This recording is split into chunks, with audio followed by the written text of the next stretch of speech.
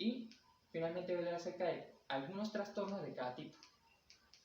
Del tipo A, es decir, los excéntricos, podemos encontrar los siguientes. Trastorno de personalidad paranoide, TPP. Ese yo lo mencioné anteriormente, pero no lo desglosé a profundidad. Básicamente se caracteriza por un patrón general de desconfianza hacia las demás personas, orientado a pensar que todas las actitudes de las demás personas y las acciones de las demás personas son malignas hacia uno.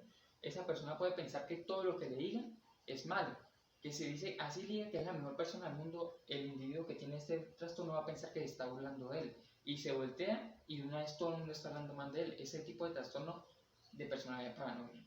Ahora, con respecto al diagnóstico es muy general, es decir, se repite con respecto a los demás diagnósticos. El tratamiento sí es lo que es diferente, pero al ser tan complejo no voy a hablarlo tanto. Con respecto al diagnóstico es algo bastante simple. La persona tiene que acudir por su propia voluntad o orientado con una persona que lo quiera, un familiar, un amigo o una pareja, a ir a ese tipo de tratamiento o a una consulta para que lo diagnostique. Si lo padece, entonces hay que buscar el tratamiento. Si no lo padece, sino que son ciertas conductas que le pueden guiar con el tiempo, entonces fácilmente ahí termina. Ahora el trastorno de personalidad esquizotípico. Se caracteriza por patrones de comportamiento y pensamiento peculiares, así como dificultades en las relaciones interpersonales. Obviamente su diagnóstico funciona de la misma manera. Ahora el tipo B. Trastorno de personalidad antisocial es uno de los más emblemáticos de este tipo y es uno de los más graves, porque se caracteriza por un constante y un persistente patrón de desprecio y violación de los derechos de los demás, una falta de empatía bastante remarcada que puede ser total o incluso parcial. Y obviamente eso puede una tendencia a violar las normas sociales. ¿Por qué menciono esto? Porque este patrón es uno muy difícil de tratar, puesto que la persona tiene una falta de empatía. A él no le importa si la otra persona con la que acaba de agredir le duele, él solamente quiso agredirla y ahí. Y si lo ataca la sociedad precisamente por hacer eso, él no entenderá por qué lo hace y sentirá que todo el mundo está contra él y que no tiene sentido, porque él solamente hizo lo que quería. Ahora el trastorno de personalidad límite. Este trastorno de personalidad es algo bastante grave. Aunque no es tan grave como el trastorno de personalidad antisocial en los peores casos, este también tiene muchos problemas a corto, mediano y largo plazo. Puede ser producto de alguna trauma o algún problema que se dio en la infancia. Y básicamente se caracteriza por patrones de relaciones interpersonales intensas, es decir, las relaciones eran demasiado intensas, o muy graves, es decir, o eran agresivos, o muy pasivos, etc. Ahora, finalmente voy a hablar acerca de un tipo de diagnóstico distinto. Según el DMS-5, establece que el trastorno de personalidad límite es una persona que experimenta una serie de síntomas generales, como el miedo al abandono, la impulsividad, la inestabilidad emocional, etc. Ahora voy a hablar acerca del tercer tipo, el trastorno de personalidad por dependencia. Aquí podemos ver una imagen que lo clasifica o que lo establece bastante bien. De esta forma voy a hablar de una forma general acerca de ese trastorno. Básicamente un comportamiento caracterizado por una dependencia excesiva o una necesidad de ser cuidado por otra persona. Esto obviamente tiene muchas dificultades, pero acarrea bastantes características como una falta de confianza en uno mismo y una necesidad por ser cuidado.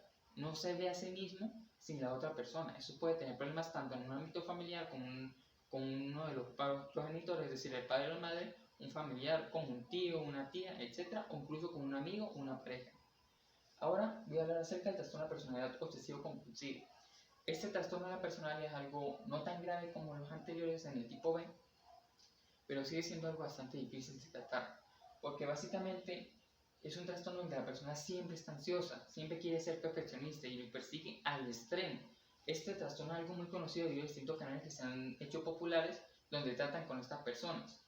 Pero esto es algo bastante grave porque puede llegar a causar depresión en la persona. Una persona con este tipo de trastorno no puede tener relaciones interpersonales normales. ¿Por qué? Porque si va a la casa de un amigo o a la casa de un familiar, etc., y ve que las cosas no están en orden, por lo menos una cosa no está alineada con la mesa, entonces esto puede causar ansiedad y que no puede concebir cómo una persona puede vivir de esa forma. Porque por lo tanto, a largo plazo puede conllevar a una dificultad para relacionarse con los demás y un aislamiento social. Finalmente voy a hablar acerca de los trastornos disociativos. Ok, cuando hablamos de trastorno disociativo nos referimos a un grupo de trastornos mentales en los que la persona se trata de una separación de su identidad, la memoria, la conciencia y la percepción de la realidad, siendo resultado de experiencias traumáticas o estresantes. Un ejemplo lo podemos encontrar en el trastorno de identidad disociativo, comúnmente conocido como trastorno de identidad múltiple, pero erróneamente conocido de esa forma. Este trastorno se hizo muy conocido últimamente de una película. Esta película se llama Split. Y en esta película el individuo tiene ese trastorno, ese trastorno de disociación.